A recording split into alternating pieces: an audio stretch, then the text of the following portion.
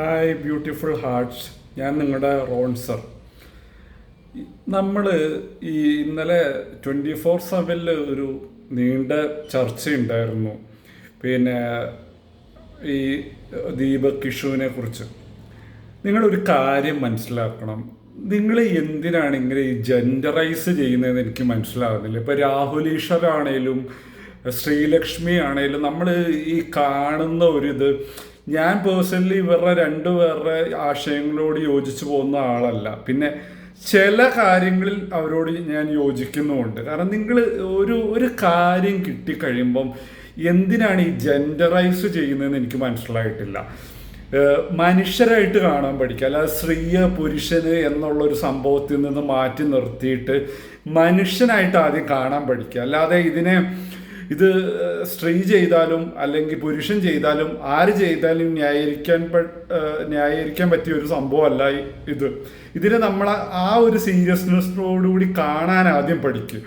ഇവിടെ പുരുഷ കമ്മിറ്റി ഉണ്ടാക്കുന്നതോ സ്ത്രീക്ക് വേണ്ടിയുള്ള ഇത് ഉണ്ടാക്കുന്നതോ അല്ല ഇവിടെ പ്രശ്നം. ഇങ്ങനെ ഒരു ഇഷ്യൂ നടന്നു. ആ ഇഷ്യൂ നടന്ന് ആ ലേഡി പ്രതികരിച്ച വിധമാണ് ലേഡി പ്രതികരിച്ച വിധമാണ് തെറ്റ്. അല്ലാതെ സ്ത്രീയാണോ പുരുഷനാണോ എന്നല്ല തെറ്റ്. കാരണം ഒരു സാധനം വന്ന് ഇങ്ങനത്തെ ഒരു കാര്യം നടന്ന ഉടനെ തന്നെ ഒന്നെങ്കിൽ ആ കണ്ടക്ടറോട് പറയുക, അല്ലെങ്കിൽ ഈ വീഡിയോ എടുത്തിട്ട് അത് പോലീസ് സ്റ്റേഷനിൽ കൊടുത്തിട്ട് അതിൻ്റെ സത്യം എന്താണെന്ന് അറിയാനുള്ള അന്വേഷണമാണ് വേണ്ടത്. അല്ലാതെ ഇത് ഉടനടി ഇതിൻ്റെ പുള്ളിക്കാരിയുടെ മാത്രം പേഴ്സ്പെക്റ്റീവിൽ ഈ സംഭവത്തിനെ കണ്ടിട്ട് അത് ഉടനടി കൊണ്ട് സോഷ്യൽ മീഡിയയിൽ അലക്കല്ല ചെയ്യേണ്ടത്.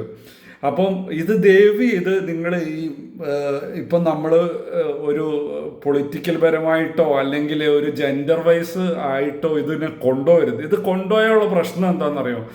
നാളെ സ്ത്രീ ആണേലും പുരുഷനാണേലും ഇത് അങ്ങനെ കൊണ്ടുപോകുമ്പോൾ അവർ വേറെ തലത്തിലേക്ക് പോകും. ഇപ്പം എക്സാമ്പിൾ സ്ത്രീകളുടെ കാര്യമാണ് പറയുന്നത് തന്നെ, ഇതിനെ ചുറ്റിപ്പറ്റി കുറേ ട്രോളുകൾ ഇറങ്ങിയിട്ടുണ്ട്. ഈ ട്രോളന്മാർക്ക് വേറൊരു പണിയില്ല എന്നുള്ളതാണ് സത്യം.